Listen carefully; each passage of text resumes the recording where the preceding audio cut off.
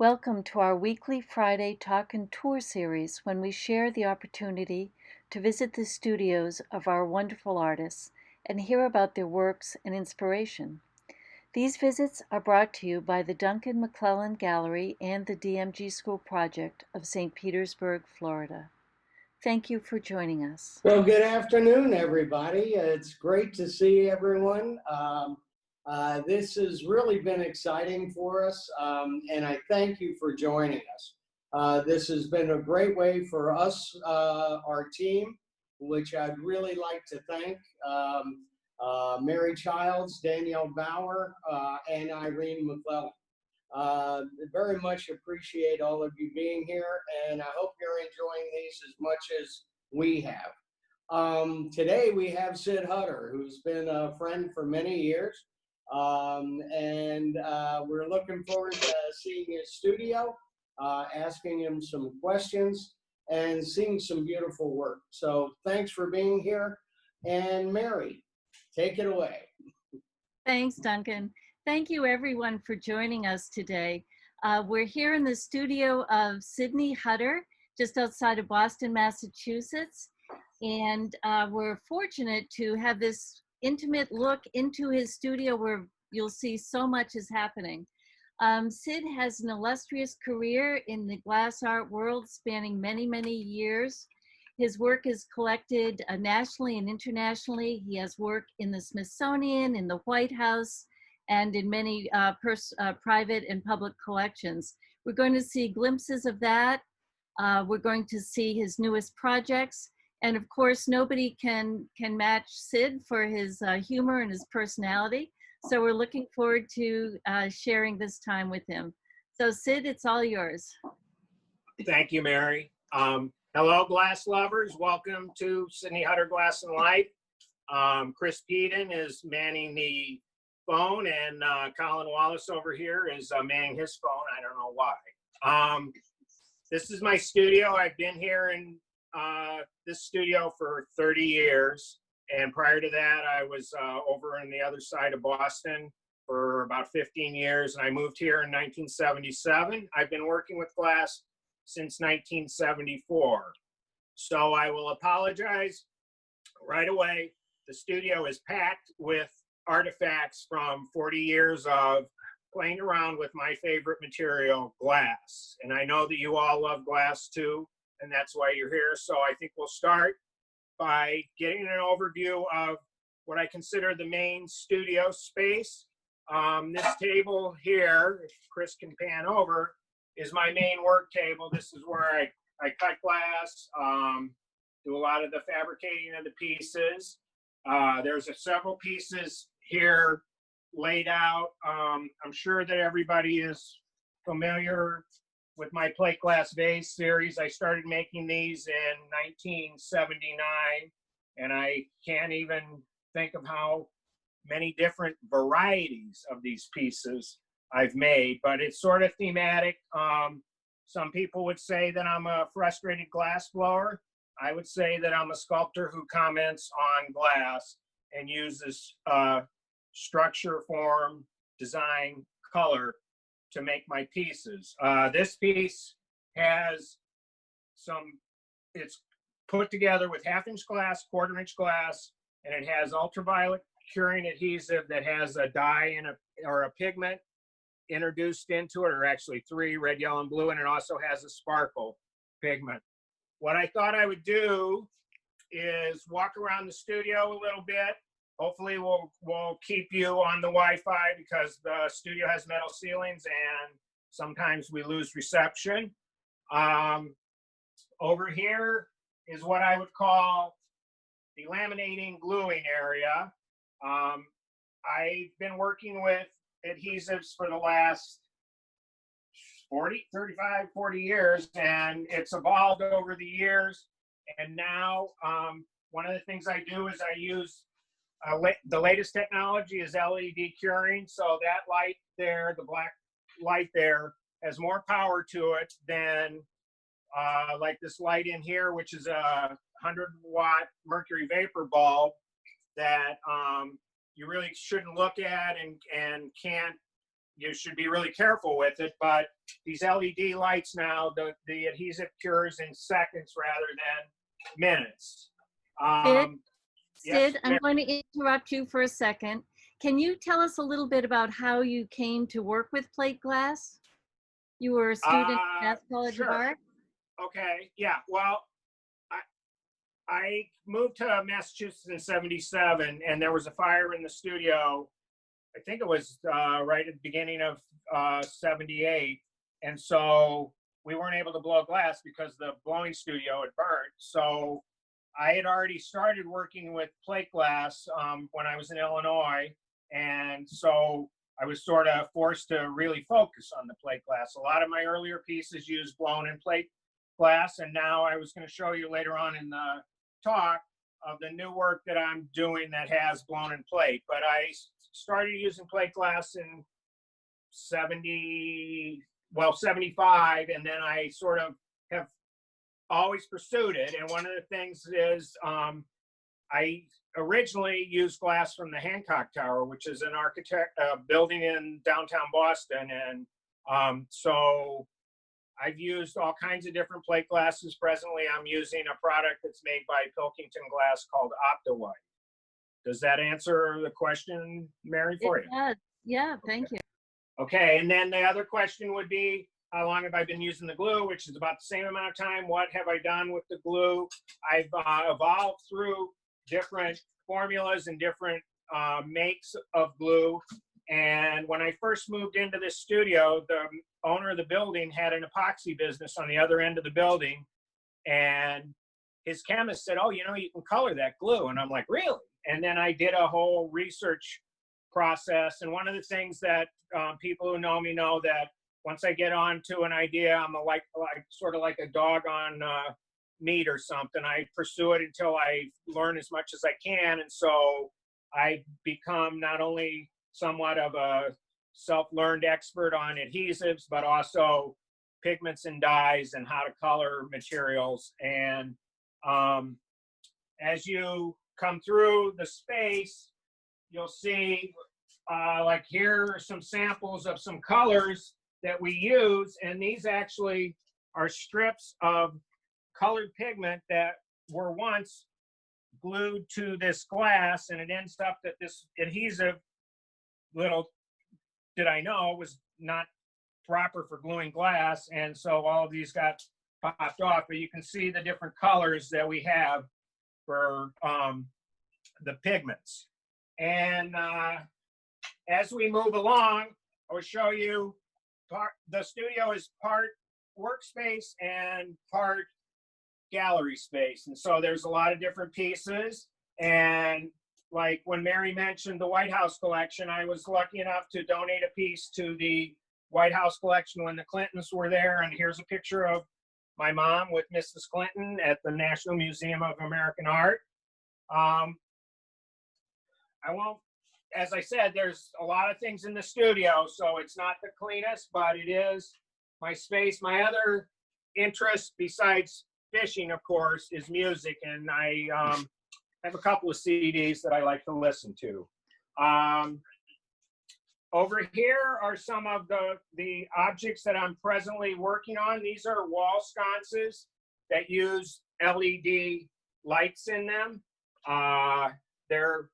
The LEDs are in the edges of these pieces. These are made out of aluminum, and they're all machined. These pieces were machined here. Eventually, I'm doing a lot now with interfacing with industry, and I actually found a machine shop that literally I can walk to from the studio, and he's working on some parts for some of my pendants right now.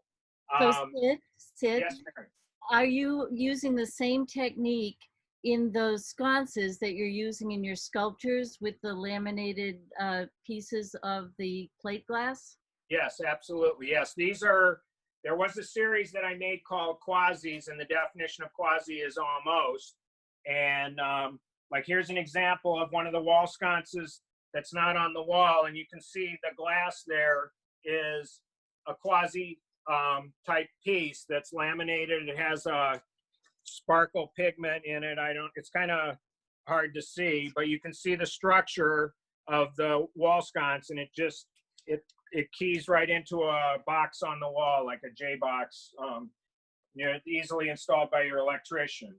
I'll talk later in the talk about, I got a fellowship to go out to the museum. They have a great program out at the Museum of Glass in Tacoma, and I was paired up with some of the glass blowers there, and I designed these pieces that are going to be blown plate glass vases. They're actually, if Chris, if you can show up in the loft there, the ones up there. Hang on. Those are from the early 80s. I made those two pieces. If you can see them up there, actually they look like granite, but it's actually trunk paint. And so as an artist who's had a long history, I return and come back to different things in cycles. So I'm coming back to this concept of the blown and the plate glass. So I pulled out, here's the drawing, and one of the things is I always do a drawing of the piece so I know all of the dimensions and what the sizes are. So I make a drawing, and then I start cutting the glass, and from that drawing, there are the bars that are the separator bars ready to go. And then here are the circles for this piece, and they're like, this piece is eventually, it has contact paper on it right now to protect it, because one of the enemies of plate glass workers is scratches, and I'm trying to keep it from getting scratched from handling. And this is ground precisely to fit right on there, as you can see. And then we'll build some strips up, and then there'll be another circle glued on, and then this will be like that, and then that'll be like that, and you'll have your hybrid plate glass, blown plate glass vase. Over here are a series of the lamps that I'm doing. I'm working on a couple of different lamps. The lamps in the back are from the 80s, and when I had my first go around as being a lighting designer. And then these here are the most recent addition of my pendants, which if Chris can pan up, there are some pendants all hanging here. I make them in two different sizes. There's a 3-inch can and there's a 4-inch can. And one of the things with the pieces is that the glass comes right off. There's some screws that are glued into the housing. So if you want, you can take the glass right off and change it easily if you need to change the bulb and all. Or mix and match if you want blue and red or blue and yellow or whatever colors you might want. As Mary mentioned, I'm a brave person. I'm standing here under an 80-pound pig. Oh my goodness, what is it? This is a commission that I just finished. This is actually the model for it, and this is a series of the circles and plates, and it uses what's called DMX controlled LED RGBW tape. So as I press the button on this device that I have by my hand, which is called the Nickelodeon, I can change the program, the computer program that runs the light. And I don't know if you can see, like that one is taken from the TV show Knight Rider. So it's all red like the car. The Nickelodeon has programs programmed into it, so it'll change. And you can also program it on your computer. So this piece is machined aluminum, plate glass, and then there's a tube inside it with the LEDs. And this is gonna hang from the ceiling of a home here in the Boston area. And like I say, it's the heaviest, it's the heaviest piece I've ever made that's been hanging from the ceiling. So, and this was taken from a piece that I made about 10 years ago called an ALV, or Architectural Light Vessel. And at the time I collaborated with a friend who was an electrical engineer, and that piece has the same kind of LED programming, except that he designed it himself. And now you can buy these driver, they're like a little computer to drive the lights. and it's all integrated inside it. So that's the way that those pieces function. I also have some, well, this is actually vase number 50. This is from around 1981 or so, that uses green glass. And then if Chris pans up into the loft, you can see some historic pieces. That was a lamp that I made when I was in undergraduate. That's the very first plate glass vase there. That's the Picasso S plate glass vase. And then there's a Verdi series, which were vertical vases that I made, and it goes on. Okay. So what we'd like to do is walk into the machine rooms. We may lose you, hopefully we won't, and we'll quickly go through there, and you can see where all the equipment is, and then I'll come back and we'll sit down and I'll sit at the computer with some slides. So this is what glass artists call the cold shop. It's not that cold today, but it is the cold shop. And what I have here are all of the circles for the piece that you see hanging from the ceiling is the model. I wanted to make sure that it was going to work before I put the whole piece together. And so I figured that out. So now I have the parts here for this piece. And these parts are done on these two machines here, which are, this is a polishing machine that was handmade for me. It has a synthetic polishing wheel. And this is a grinding machine. And this grinder, both the machines use a vacuum. There's an O-ring that goes onto a turntable. You put the part on here, you turn the vacuum on. You can't pull this part off. You bring the grinding wheel to it, and you grind it to the profile that you want. It's set at about a 45-degree angle. So if I could back Chris up for a second. We're new to this zoomy stuff, but an angle like that. So you can see that there's a bevel on this piece and it's all polished.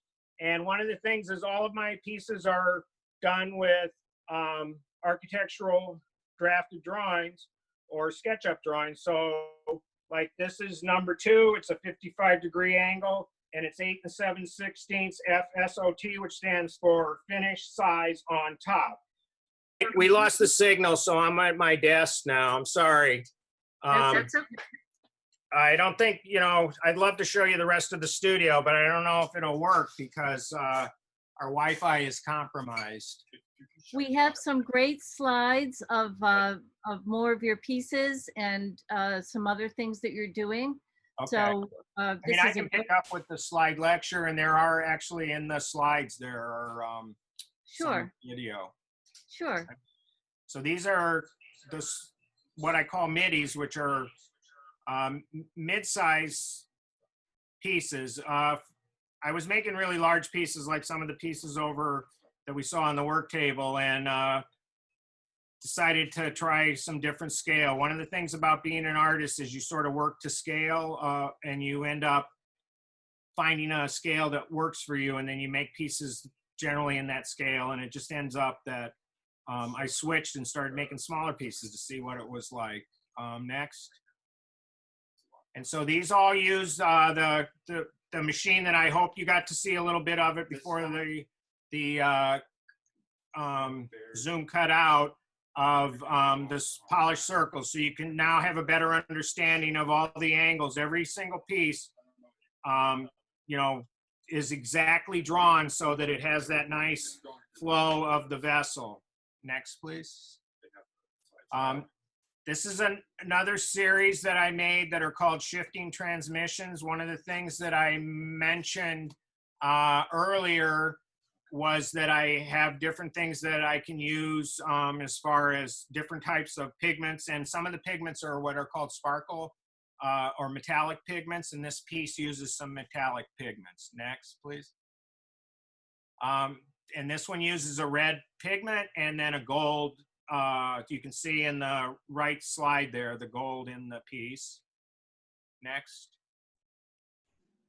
And this one actually was the one that's out on the table, the one on the right, that when we were over there. Next. Next. So this is another series. These are called vertical vases, and these are probably, if I were to say what are the most difficult pieces to make, these are the most difficult pieces, because the way these pieces are made is that the body, which is the circular part that's vertical, is all glued together, and then you have to turn it on its side 90 degrees and then hand lap it till it's level flat, and then glue a base on it, then flip it over and glue the neck on. And it's they're challenging technically. And you can see one of the interests I have in these pieces is the view in. Like years ago, one of the clients saw a piece and he said, oh, you know, you can see when I look down into your piece, I can see this pattern. He actually said it looks like a Star of David. And I said, oh yeah, you're kind of right. But anyways, so in the piece on the left, which actually is down in the gallery in Sarasota, and was on the cover of of the catalog for my show at the Sandwich Glass Museum. Several years ago, I had a retrospective show, and I think I had 70 pieces at the Sandwich Glass Museum, and it was sort of the culmination of all of the years of making glass. And one of the things about being in the Boston area is it's one of the original homes of American glass. When the colonies started, there were glass factories in this area. And part of the reason is that glass follows the path of fuel or follows the path of supplies like sand. And so the Cape ended up becoming a place for glass blowing. Next slide, please. And then that piece on the left there is the one that we were standing by over at the work table that we spent a little bit time discussing. Next slide, please. This is another variation of a vase. These are called polished laminated plate glass vases. And the pieces that make the circles are actually 3 sheets of glass laminated together, and then they're ground over in the other room on that machine that I was showing you. And this one has that nice, I like the sparkle. I think it adds a quality to the pieces. One of the, you know, the name of my company is Sidney Hutter Glass and Light, and it's not an accident. Glass and light go together like soap and water, I guess, or something like that. Next, please. Okay, this is, these pieces are called MIDI solid vase forms, and they are completely solid. The MIDIs are 54 sheets of glass. The big solid vase forms, which I haven't made in quite a few years, are 72 sheets of glass. And these pieces are glued together in sections, then glued together section to section, and then the body of the piece is then sawed, ground and polished in my reciprolaps, which I wasn't able to show you, but I have these machines that they rotate and they shake and they spin at the same time, and you can leave a part in them and it will grind it, something that you couldn't necessarily hold on to on a grinding wheel. And both of these pieces use the colored pigment, which one of the things about these type of pieces is as you raise and lower your eye level, they either look like they're filling up or unfilling. I don't know if that's the proper word, but I've had many collectors who have these pieces like near stairwells, and they go, oh, you wouldn't believe what happens when I come down the stairway in the morning. You know, your piece, it starts out full and it ends up empty by the time I get down the stairs. Next, please. Some of them I also made, they're very rare, but the one on the left is what I call a 3-sider. So it was cut 3 times instead of twice. The one on the right is that I have 2 main shapes that I use. One is the one on the left, which is sort of that round bulbous shape that's sort of like what a original blow looks like when you're blowing glass. Those who are familiar with blowing glass, you know, you've got this big glob, and then you have to sort of pull the glass off the neck, and it ends up having that sort of shape. The other is more of a traditional amphora shape, which you know, like I say, the vessel, though I use the vessel all the time, I think that it, you know, has meaning in more ways than just being a glass vase. These are not they don't hold water. You couldn't put flowers in them, so they're a sculptural object that actually comments on a vessel. And I have to comment on the fact that Chris is here. He's my photographer as well as helping me with all the other projects we're working on, and he's done some amazing photography. Like the piece on the left, it looks like lightning bolts almost going through it. Next slide, please. This sort of a top view looking into some of the vases. Next slide. Okay, these are, Laura Ward, who worked with me for years, and then she ended up working, she went to graduate school, worked for Stephen Powell, worked for Martin Blank, and then she came back here, and she's actually an oyster farmer now, and she works here in the winter. And she said, what about making some clear pieces? And I'm like, clear? That's so boring. I used to make that before I had dye and pigment. And I said, all right, we'll try it. And then I made one, and I said, hey, I better make one in each different variety of piece. So these are 3 clear pieces using the solid vase form, polished laminated, and the regular plate glass vase. Next slide. Sid, someone has asked, Bill and Dina are asking or commenting that some have chipped edges, not smooth edges. And is that, what kind of choice dictates that? So some of the edges of the plates. Oh, that's a tough question. I mean, it would be Bill and Dina that would ask that question, because they're actually personal friends and collectors of mine. They have quite a few pieces of mine. Hi, Bill and Dina. It depends on the design. I was making, everything was polished, and then I said, what if I tried it and I just cut it and didn't polish it? But I mean, even though like in this piece, the plate glass, if you look at the detail on the left, it's just raw cut glass with a seam on it. But the thing is, if there's even one chip in it, I reject it as not being a perfect circle. So they're almost as perfect as if they were ground. So, and what dictates it is the look that I'm looking for. And this piece, this is the first of a series of this is the very first piece out of Tacoma that I made. And this actually is in the Museum of Glass now. I donated it to the museum as part of the payment for my residency. And this piece actually has an interesting, did that answer Bill and Dina's question enough? Because I'll go on if you have more. Well, I'd love to hear what you were about to, we would love to hear what you were about to say about. All right, well, I'll preface this with saying that both my parents were college professors, and I went off to college to be a sociologist. And one day I took a crafts class and I made an ashtray and a belt buckle and a couple other things. And then I said, this is kind of fun working with my hands. I mean, my mom had a PhD in linguistics and my dad a master's in clinical psychology. Now everybody has an explanation of why I turned out the way I am. And I said, all right, I'll be the hands. And so I decided to become an artist. I took a glass blowing class.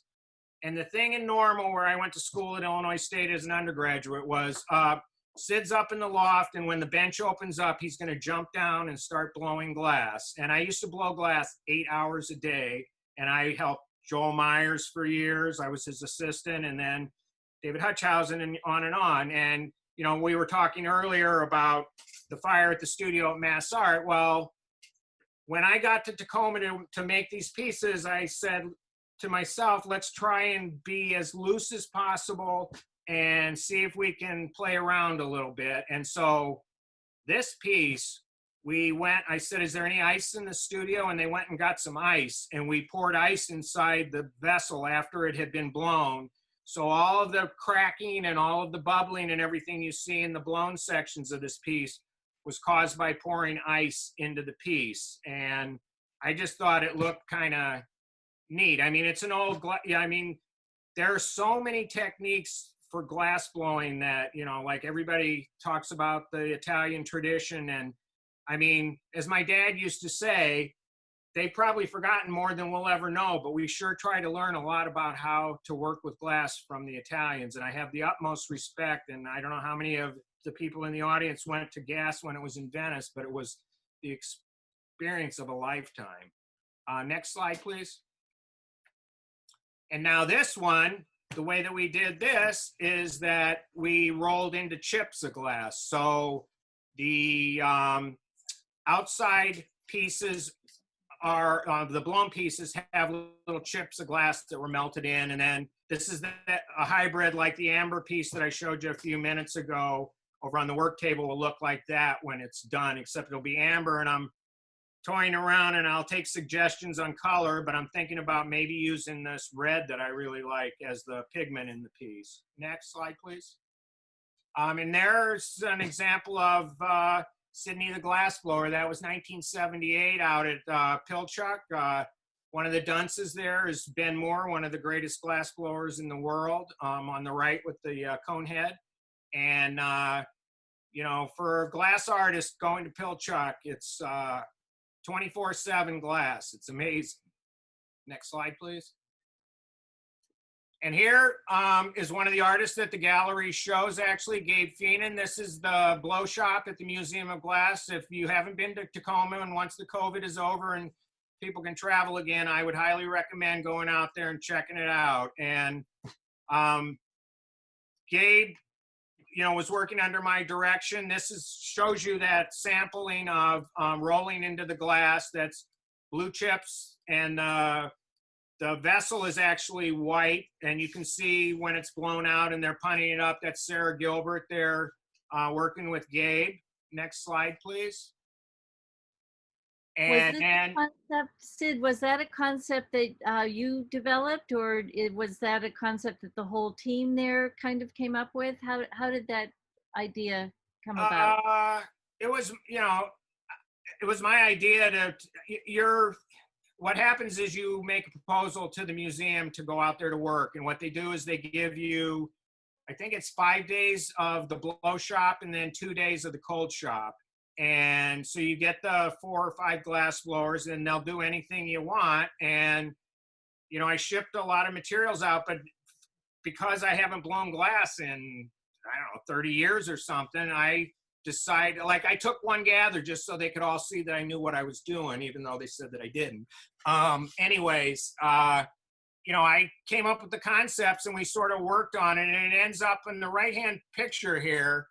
The chalk brother there is my friend Walter Lieberman, who was the first person that I met when I moved here to Massachusetts. And then in '78, he moved out to Seattle, and he's one of the first of the glass refugees that moved to Seattle. And I don't know if everybody understands that if you, back in the day, if you moved to Seattle after you graduated from college, you were probably guaranteed of getting a job working in one of the blowing studios. So it was the only place in the country where you actually could use your degree unless you became a teacher somewhere or started your own studio.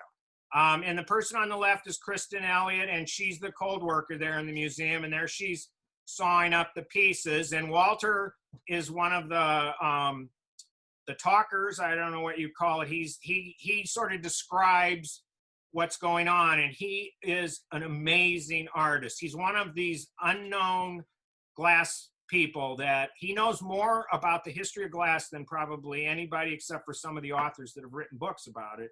And he's also an incredible draftsman, and he does drawings on the floor to describe to the crowd, which is where I'm sitting, would be, there's stadium seating, and they, you know, so he laid out everything that we were going to do there. And he's just a fantastic scholar of glass. Next slide, please.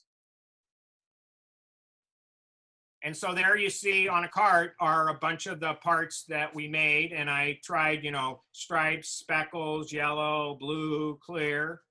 And you can sort of see the stadium seating behind there. Next slide, please.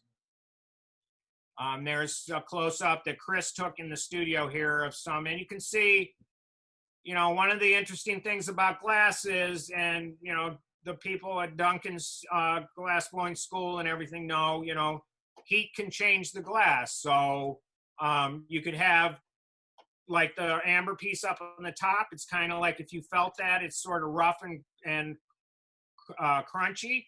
And then the red piece and on the lower right is all melted in. So it's sort of splotchy because the glass has been heated so much more. Next slide, please.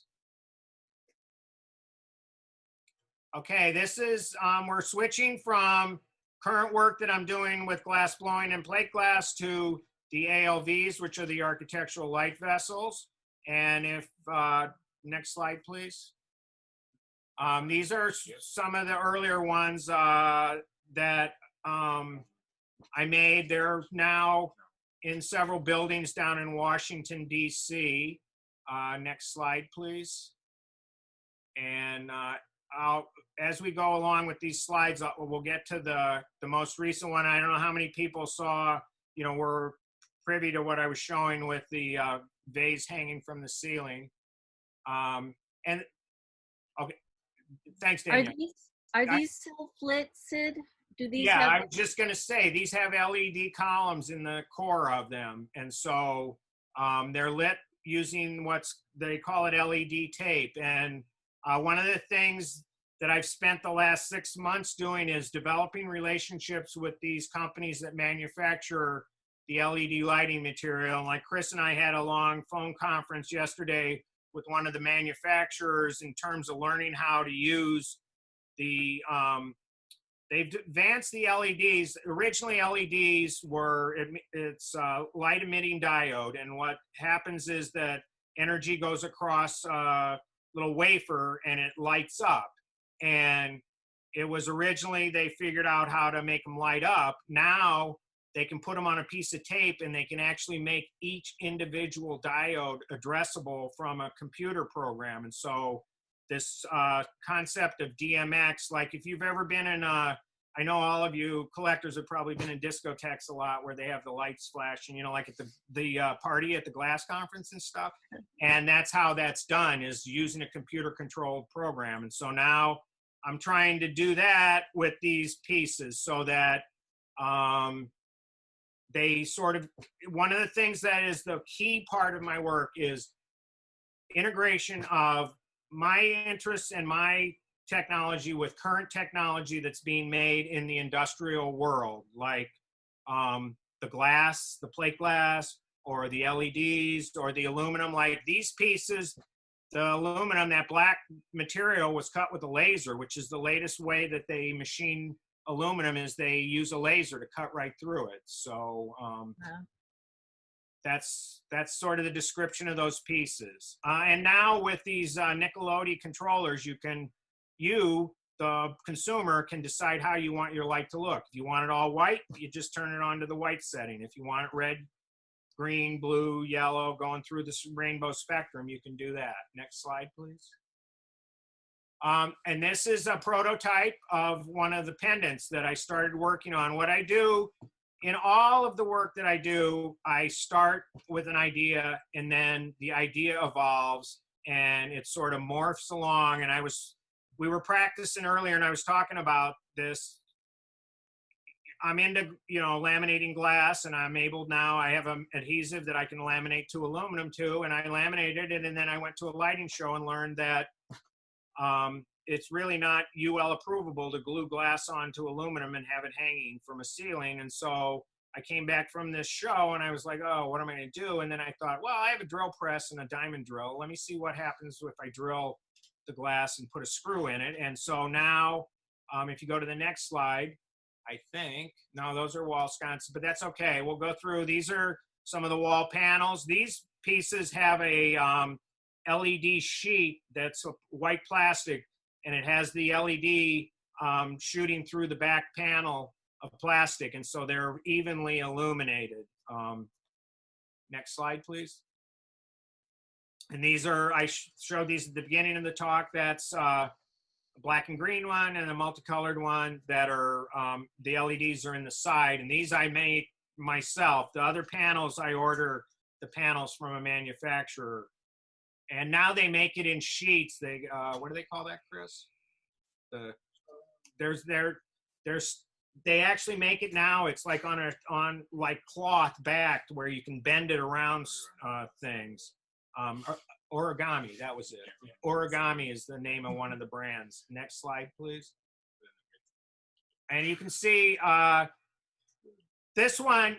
Here's one of the aspects of this lighting design that people might find interesting is the LEDs require they're 12 volts or 24 volts. So they're stepped down from 120 volts, which is your normal electrical current in your home. So they have to use a reduction transformer, and you have to figure out a way to put that into the system. And so I designed these pieces, and that little box on the wall is a cover for the transformer that drives the LEDs. And that was another one of my investigative pursuits, was to find the smallest quality driver I could, which led me to several companies that manufacture drivers that are like, oh, the size of your mouse for your computer.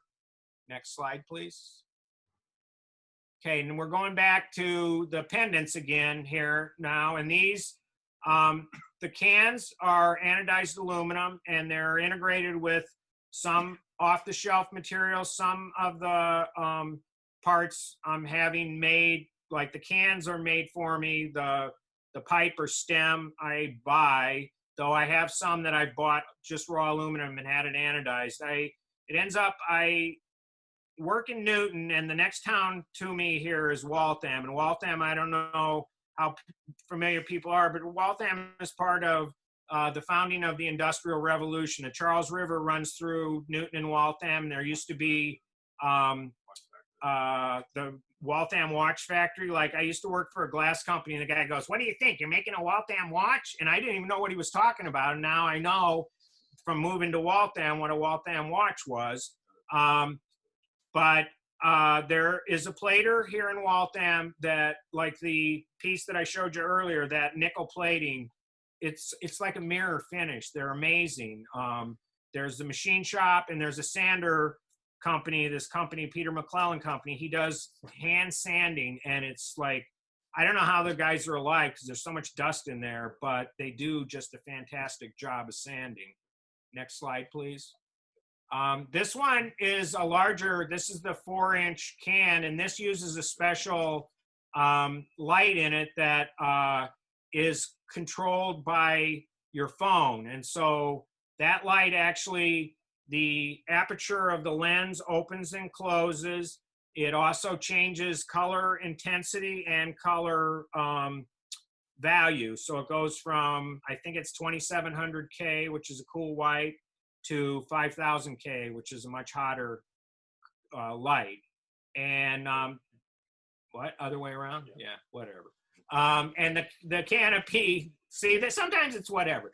The canopy there is hiding the driver. And this was a more complicated piece to make because I had to use a larger driver to be able to power this. And so I had to actually, I personally machined that can. And this is, I have to mention, there are several people in my career that have been really instrumental in helping me out. And this actually is in the collection of Ronald Abramson, who is sort of, we used to call him the Medici of Rockville, but now he lives, I think, in Georgetown. So he's the Medici of Georgetown. But he has over 30 of my pieces and has helped me throughout my career. And I couldn't have done it without him and several other people. Next slide, please. There's a detail just showing you the glass work, the aluminum work. Next slide, please.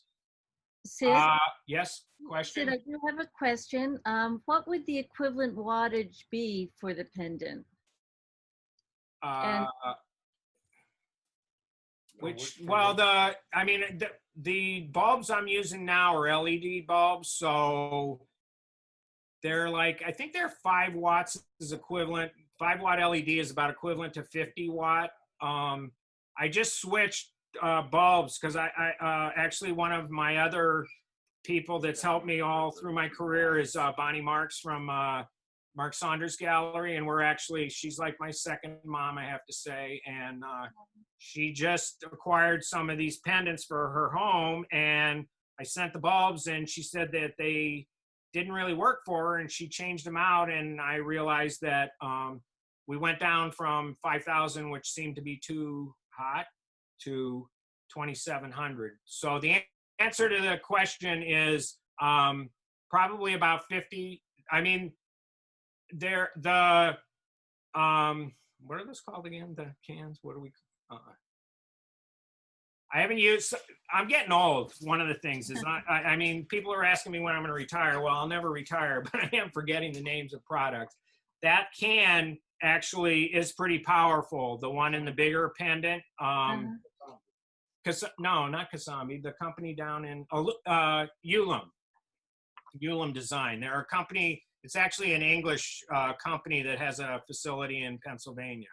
Now, one of the other things before we move slides here, the piece on the left uses what's called an obscure glass. And I have a collection of different obscure glasses, and I'm also looking all the time for some obscure glasses. And that actually, that piece is here. I'm looking at it right now hanging in the studio, but that's a herringbone pattern where they cast the glass.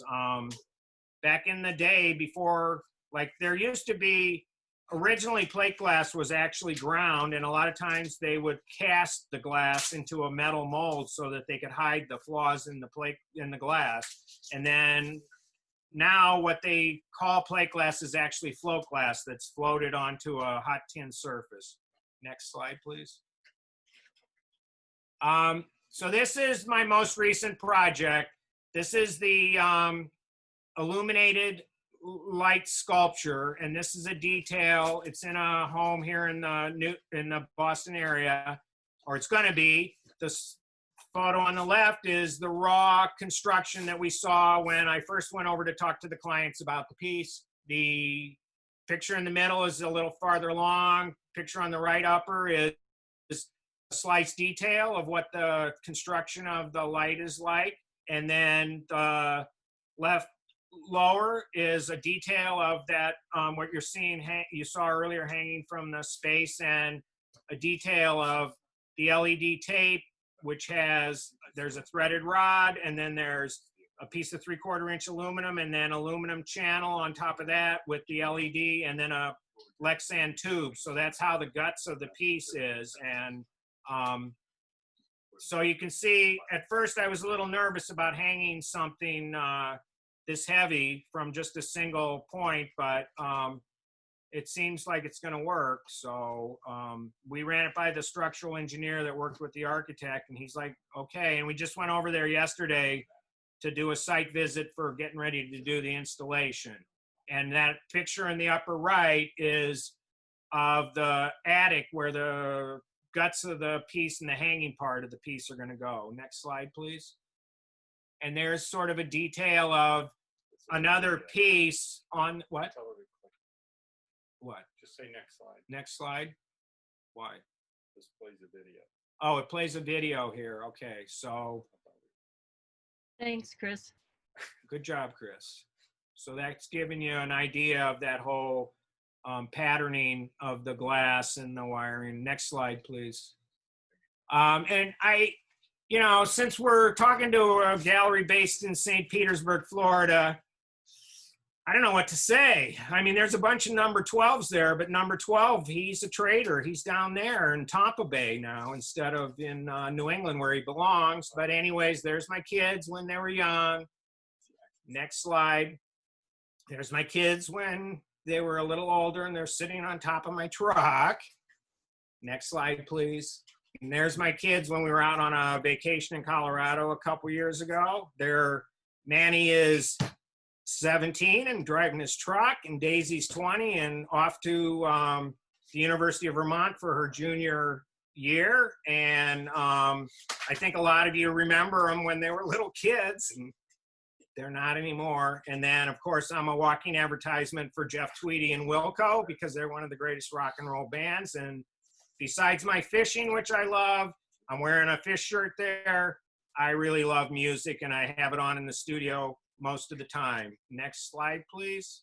And that's what you call a wrap on Sidney Hutter Glass and Light. And the studio when it was clean before all the 30 years of work got piled up in here. So if there are any questions, I'm more than willing to answer any questions, and I really appreciate, I thank Mary and Duncan and Irene and Danielle and all the people down in St. Pete for letting me spend Friday afternoon with you people. So Thanks, Sid. We have a few questions.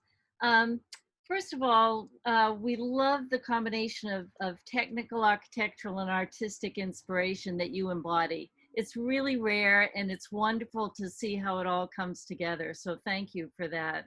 That was a great insight into how that works. Let's see, we had a question from, I think it was Susan Grosh, and she asked how tall the very first piece was. It was slide 145. I think those are 16 inches, or 16 no, those or are the middies. 17 Those are 12 inches. Oh, that was 145. 12. Let's see here. So Yeah, just those are the middies. They're about 12 inches. 12 inches. Thank you so much. Uh-oh. And Joni asked, Joni's curious to know what glass artists you have in your private collection. Well, I mean, I have my Chihuly chandelier, and then I have my Lino wall installation. I have 5 canopic jars, and then I have about 10 teapots from Dick Marquis. Let me see, who else do I like? I don't know how I lost you on the Zoom here, but I did. Well, we have you, so. Okay. Oh, yeah. there it is. Who do I have? Well, it's actually interesting. Duncan will like this. I have several Jim Wilbats because I went to school with Jim Wilbat in Illinois. I do have like a little Chihuly, a broken Persian that I have. Actually, it's on my dresser at home, and I always joke with people, well, here's my Chihuly. Who else do I have a Hank Adams. I have quite a few blown pieces. I think Hank Adams, and who else do I have? I don't have, one of the problems I had was people wanted to, I have a Stephen Powell actually that he gave me as a wedding gift. You have your children as well. Oh my goodness, there's the man! It's Manfred. Hello, Manny. How are you? Say hello to everyone. Hi guys. Me and Daisy are here. Nice I'm to here see you. too. And Manny is COVID protected. He's got his, Daisy, you're there too? Yeah. Hi, Daisy. What's up? My roommate's grinding coffee beans, so it's a little loud, but hi, everybody. Hi, so nice to see you. Remember Mary? Well, probably, well, I don't know. Great. Good to see Oh, you nice. again. Excellent. So, I don't, it's surprising. I don't have a lot of pieces of other artists because, as I was getting ready to say,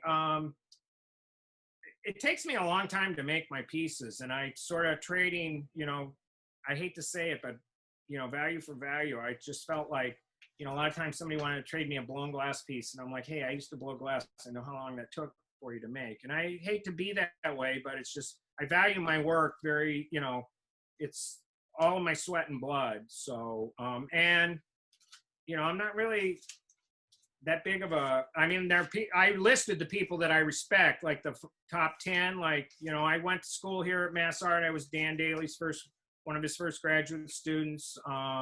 I used to help make his work. I don't have a Dan Daly, though I love his work.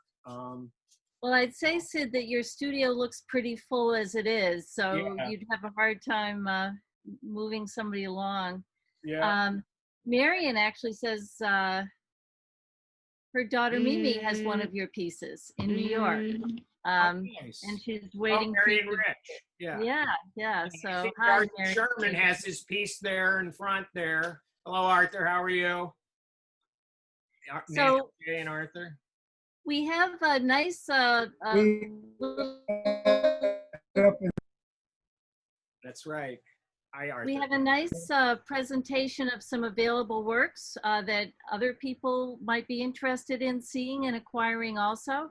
And I want to say to everyone too, if you have any further questions about anything you've seen in the studio in the presentation, please feel free to contact the gallery.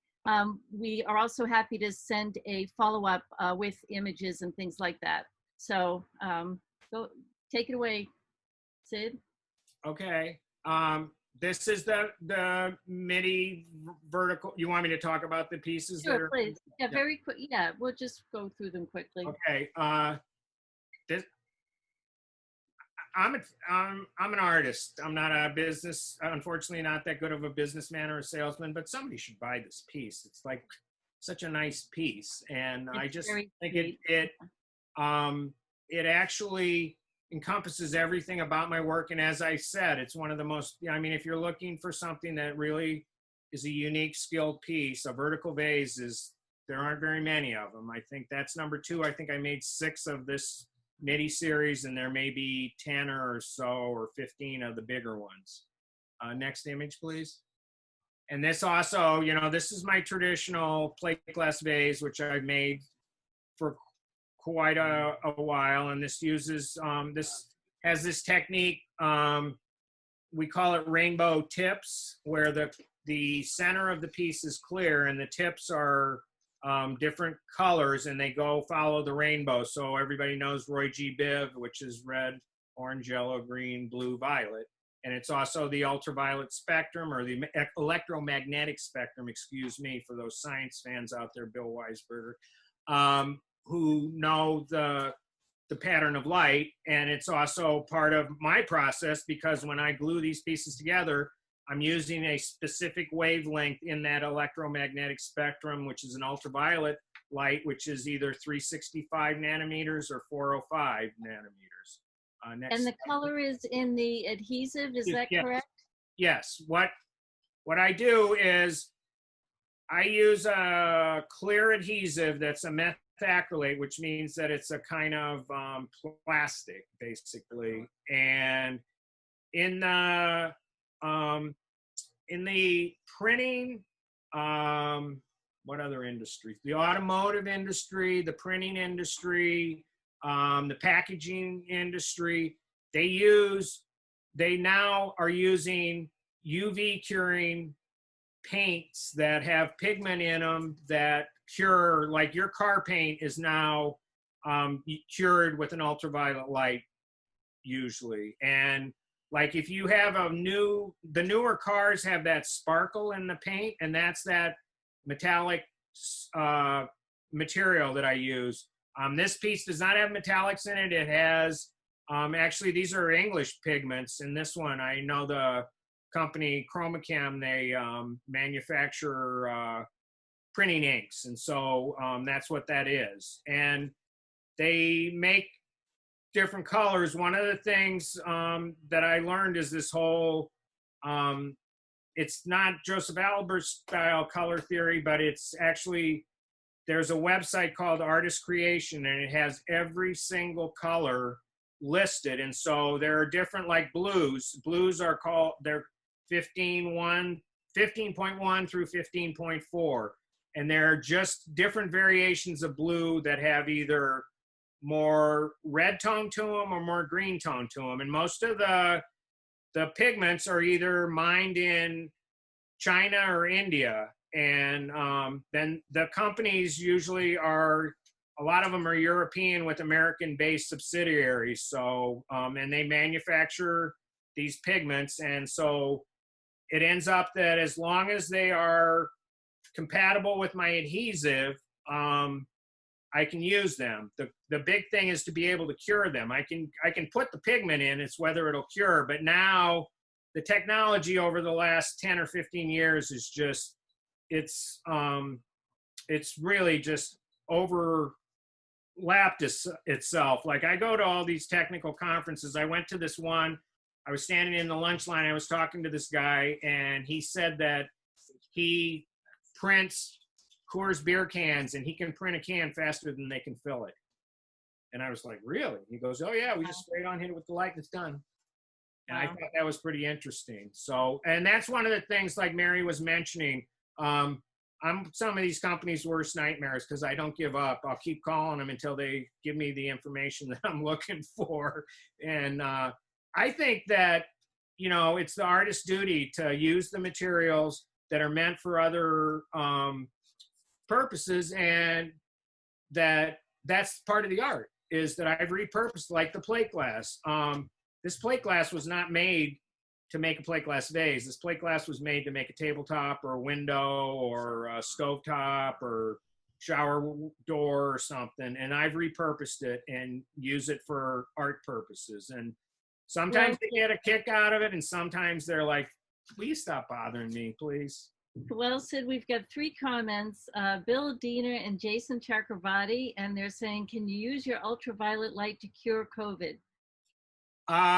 You're gonna have. I defer to our president. He's the one that's the expert on ultraviolet light. Okay. To answer Let's move on from all that. of their questions, it's an interesting question, but there are 3 different kinds of ultraviolet light. There's ultraviolet A, ultraviolet B, and ultraviolet C.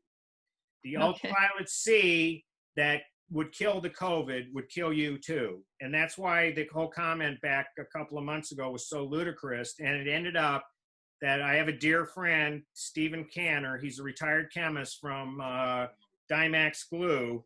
And like within 5 minutes, there were emails going around, and he was, like, he's an expert on ultraviolet. And he's like, this is insane. This is crazy. This will kill people. And so the answer is the kind of ultraviolet light I use will not help cure COVID. I wish it would. I really do. Sorry, Sid. Well, we'll have to have you stick to your art. Yeah. Next, do you want to do another slide, or are we out of time? I think we have a few more slides. We can just maybe move through. This is one at the gallery also. Blue and yellow. It's Yeah. Michigan colors. Okay. And this one is one of the MIDI polished laminated plate glass vases, and this one uses sort of a yellowish, I think that actually is dye. And one of the things is I used to make pieces using dye, and now I'm using pigment. So there's also a difference in some of the pieces. Next slide, please. That's actually a larger version of that piece. I actually have one similar to that one in a different shape out on the table over. Yeah, I noticed that. Yeah. Studio space. Next slide. And that's yet another using. That one has sort of it's a yellow pigment in it that has sparkle in it. It's sort of a yellow orangey pigment. And that one has purple and blue in it, I believe. Yeah, beautiful. One side is purple, one side is blue. And similar. That one has some other tones in it, greens and blues and yellows. And yeah, that's the piece that's out on the table. I have several pieces here in the studio, and that happens to be one that's here and available. Next slide, please. Again, this is using a yellow and a green pigment back to the regular plate glass vases. Next slide, please. And that's the piece that is next to the yellow piece out on the table in the studio here with it has that sparkle pigment. This piece was in a show at the New Britain Glass Museum a couple of years ago, which was it was nice, it was New England Glass, I think it was called. There are a lot of artists from New England, because of RISD and Mass Art, and now MIT, which is not really a matriculating program. There are a lot of glass artists in the area. And this is one of the solid vase form series. These were, I didn't show the full slide cadre I have, or whatever the word would be, but these were made in the mid-90s or 2000s, and those are cut and ground and polished on the reciprolab, and they're sort of like jigsaw puzzles or something. I cut them up and then put them back together again and made them enough identifiable that you knew that they were vases. Next slide, please. And this one's one of the ones where it's two-sided cut with, I've tried a bunch of different things. This one, it goes, I believe it goes yellow to blue to yellow, so it has green through it, but it's one of those ones where depending on the angle you're looking at, you can see the piece, the color unload and load through the piece. And these are big pieces. They're 16 and a half inches tall by 9 inches in diameter. They weigh a lot. They're probably 40 pounds or something. So they're hefty pieces. Next slide, please. This one uses this sparkle pigment that it's kind of cloudy. The only problem with the sparkle is that it can cloud up the glass a little bit, but you can see on the, and this is a 3-sider, by the way, which is one of the more difficult to make pieces, but you can see on the left, the lower section of it where it's milky and then you're seeing it clear. That's all the same. It's just the angle of the camera when it was photographed shows it, and you're seeing the back side of the piece there. Next slide, please. This actually was, I think this is the only 3-sider in the big version that's left, that's for sale. I make quite a few of those in the 2000s, and I haven't made any in a long time, but that's the story, and that one's an orange dye in that piece. Next slide, It please. looks like the sunset. Yeah, this is called Jerry Water. As I mentioned, I did a bunch of everybody, well, not everybody, people remember I did a bunch of Jerry Vision. I called them Jerry Vision for Jerry Garcia. I was here in the studio one day. I glued this piece together using red, yellow, and blue, and I was looking at it and I was going, wow, that looks like from the light shows from back in the day when the Dead were playing light, doing light shows. So I said, and I really, as I say, I love music and I love Jerry Garcia. Actually, tomorrow would have been his 79th birthday. And I made this piece and it's blue and green, so I called it Jerry Water. Next slide. And this is more of a pinky sort of red color. Next slide, please. And sort of a variety of yellows and blues that go to green. And sort of more of a rainbow. And if you look through the top, you can see that it sort of has different splotches like tie-dyed. We call them 4 pies or 3 pies. And basically when you put the glue out on the glass, you put a dot of color here and a different color here and a different color there. And then you push the glass out and it sort of makes it looks like a sort of a sliced pie or something. And then when you stack the sections and rotate them, then you get that color where it sort of, you can see the red sort of rotating through the piece, or the yellows rotating like there's a dot here and a dot there. And that's how those pieces are made. Next slide, please. Similar to this one. And some of them we put a little clear in there so that they have clear sections too. And so that sort of has like a plaid pattern to it almost. And then this is a series that I made. TASV stands for Twisted Abstracted Strip Vase. And I looked at the vase, I make these pieces that use either circles or strips. And so I thought, well, let's cut a bunch of the circles out of the piece and just have it with strips and have a couple of circles to define the shape. So this has 4 circles in it, base, couple of middle pieces, and actually 5, excuse me, and a neck. And then the rest of it are strips that are glued at in that DNA helix pattern, which is another comment that I got years ago from a clinical psychologist collector from Philadelphia. I was in Millville one time, and he said, there are 2 schools in my house. There's the nude descending the staircase, and there's the Duchamp, the DNA school. And I'm like, what are you talking about? And he says, oh, I have one of your plate glass vases, and people comment that it either like nude descending the staircase, the Duchamp painting, or a DNA helix. And I'm like, all right, whatever. And that's part of, the thing about art is it's for you to enjoy. I make this stuff. I get myself of being creating in the studio. It's something that I'm driven by my work. I've been in the studio every day since the COVID hit, working on something. And I make the pieces, and I can see my kids there, they're the best pieces I ever made.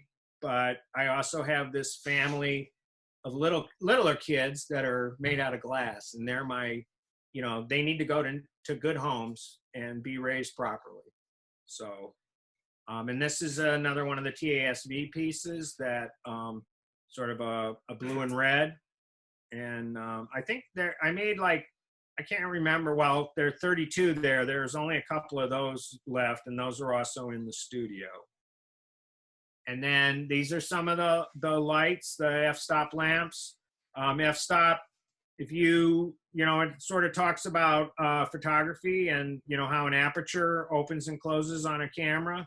And the way those pieces are made is that there are circles that are cut off the edge so that they're like the very outside part of the circle, and then they're drilled and put back together again. So the one on the left, the black one, is like a cylindrical column, and then the two on the right have different variations of either circles or rectangular strips. And those were made in the 80s. The piece on the left is very rare. I think I have one that's in my personal collection. They're called relaxed shape lamps. And then the one on the right is a tri-circ, and I showed you very early in this talk of the idea of making the pendants, you know, with these frames. And one of the interesting things about those pieces is there was a couple that were collectors of mine that had bought several of the tri-circs, and they decided to donate them, and they ended up donating them to the Metropolitan Museum of Art in New York. So I was really glad that I got a piece in the Metropolitan, and I thought, oh, great, I'm in the glass collection. Well, it ended up they put it in the design collection, and then I got a letter from Jane Alden, who was the curator at the museum, and she had included it in a show of, I think it was 100 designs of the 20th century. And I was like, oh my goodness, I was so pleased that, you know, people would like the work that much that they would identify it in the design collection at the Met, because the Met's one of the big boys, you know, for museums. Next slide. I think that maybe, no, these are wall quasis. Mary and I have a long history. Mary worked in other galleries, and I've known her for quite a few years, and she's helped place a lot of my work. And some pieces similar to this are in the Dana-Farber Cancer Institute. They wanted to have pieces that would help the cancer patients feel better, and they commissioned or bought work. And I actually went down several years ago and moved the pieces, because they moved them from one facility to another. But that's one of the things, is making art that's out in the public, where everybody can enjoy it. And next slide. And there's a triptych of the three quasis on the wall. And you can see, you know, that part of the light, you know, where you see the reflection of the light going through the glass, and it looks like water, sort of. And I believe that that's all she wrote, or he wrote. Or you wrote. Or Well, I wrote. Thank you so much, Sid. That was really wonderful, really interesting. And I know you spent a lot of time working on this, and so we want to thank you for putting all that time in. And thanks everybody for coming. And Duncan, I know you want to say goodbye.